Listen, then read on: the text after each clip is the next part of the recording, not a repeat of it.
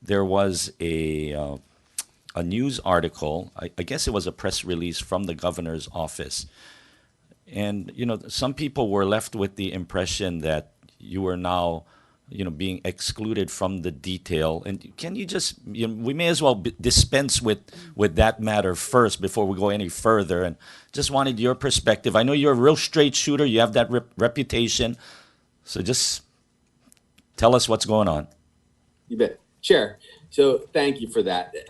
I don't worry about that kind of thing, but let's be honest as friends. Can any of you guys in the council and anybody watching imagine for 1 second that I'm not going to fight every last moment to help make sure we slow the virus and save lives? That's all I've tried to do for my entire career. From the time you welcomed me on Big Island to be the doctor in Ka'u, where I was the doctor for 4 years, to the weekends that I still do in the ER, and serving as a legislator for all these years. I mean, there's no question I'm going to do this as long as I'm lucky to breathe myself. So that's one thing. Now, as to any kind of comments about formal committee recommendations or responsibilities, the Gov did his best to clarify that I am the healthcare liaison. I'm more than the healthcare liaison. I'm actually getting the calls directly from the hospital beds of our doctors telling me where the cases are, how sick people are, and whether or not we've tested them in real time. And I'm going to do everything I possibly can to support General Hara, the Healthcare Association of Hawaii, to get us all of the PPE, the personal protective equipment we need, the masks. I'm doing that nonstop. So that has not changed at all. It will not change. And I will get clarification, I'm sure, in the coming hours from the governor. But I don't want anyone out there to worry for 1 second that I will not work 24/7, just like you guys, to try to keep our people alive. Okay, thank you. And that still doesn't really answer, what your official role is going to be, within the context of, the state effort. But and as let we me, all let me know, be more clear then even. okay, The governor sent out some sort of message, I believe, and he reiterated that I'm in my role as the healthcare liaison, and I will continue in that role completely. okay, I think there was, my understanding was there may have been a Civil Beat article that went out, and that's totally fine. Whatever people say, nothing can change the fact that I'm the healthcare liaison for the state of Hawaii, and I'll keep doing exactly that. And there'll probably be more clarification as we go forward, but I will tell you this, the structure is General Hara is at the central command of doing the job to make sure we have the big orders and the big response. And I spend all of my time with the medical community, making sure we inform him and the governor to the best of our ability what actually has to happen to save lives. okay. And as you well know, mismessaging and miscommunications are part of the job with government and everything like that. But in times like these, I think it's so important that the correct message gets out to the public. So thank you very much for that. I'm going to call on Miss Poindexter now. She has a question for you. Yeah. You bet. Aloha. Thank Thank you. you, Josh, for being here. Aaron touched on it. I wanted to ask about that too. But being a healthcare liaison is just a liaison. You're giving information. How is that different from being on the task force who has the responsibility of making the decisions? Because I'm concerned that you're not on the task force making those decisions because they can completely ignore you, which I have seen happen. If people took you seriously, then all of our public facilities, even at Parks and Recreation on every island, would be closed and not encourage any gatherings. So tell me the difference between you being a liaison and the person on the task force. Right. Well, of course it's problematic because I'm so shy. And being as shy as I am, it's hard for me to get the word out.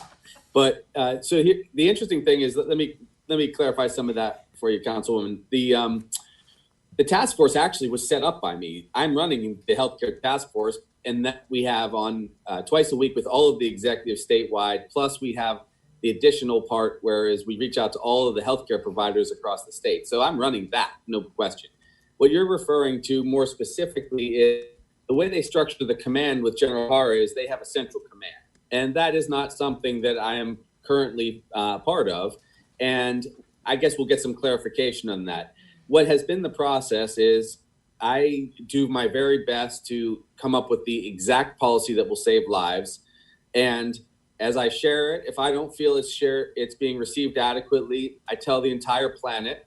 And then after that, it gets adopted a few days later once people catch up. And that's an okay process too. But really, it would be a little bit better and more seamless, as you can imagine, if we just worked all on the exact same page. So it's really not that, it's not the most ideal arrangement, but I refuse to not be heard. And the truth is, the proof is in the pudding, right? So I have to be at the tip of the spear because I'm actually hearing about the cases and the fatalities and the risks in real time. That's why the recommendations come up like that. And if people don't feel that they've got the capacity or the courage to follow them right then, and people can absolutely shoot me down. I'm not going to always be right, but I'm going to give them the most advanced notice that we can get to do the right policy. And that's what happened with the cruise ships, the testing statewide, and of course the lockdown until April 30th. All those things came to pass. So I have another question on Representative Cynthia Thielen, and that's just this whole social media thing. Sure. Whether it's true or not, but she wants to push for you to be appointed as Hawaii's COVID-19 emergency director. Or did you hear anything about that? And is that something that she's really going to do and that we can help to support? I'm not. Yes, that's a great question. Thank you, Val. So I read that in the paper too. I didn't actually talk to Cynthia. True story. And so that may happen. They have to kind of be in legislative session to do that kind of thing.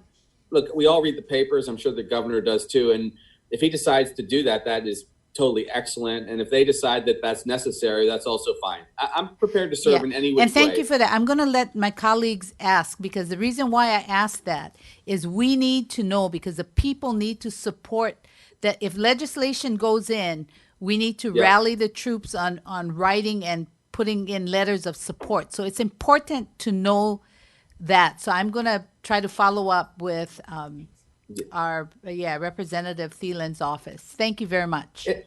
You bet. And also, let me just say this. If under any circumstance, I'm going to function that way. And I did communicate with General O'Hara last evening and continue to give him my top recommendations. A lot of times we're very accustomed as legislators to structure, and it's done for a reason, because we have to have process and votes and so on. In this particular case, because it's a crisis, it's a statewide crisis. I mean, it's a global crisis, but we have a statewide crisis.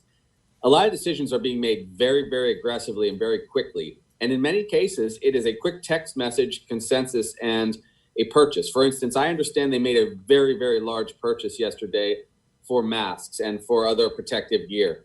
And a lot of that came from a conversation that I'm sure the governor was having with people, and Hilton Raithel, who runs the Healthcare Association, and me, real quickly, because we're getting the feedback, quickly done. We know we have to do it.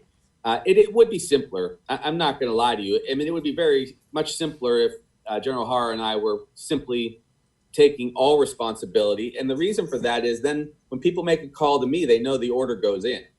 And there's a little less confusion. But I want to be very clear here. A couple things are clear. Everyone's got to stay home and isolate at home. And we have to get the state ready to provide healthcare for people if they end up on ventilators. There's really not much more to it, because after that, you guys are going to fix the economy. And so for right now, I'm singularly focused on flattening the curve and saving lives. Pretty much every conversation I have with these guys is about that.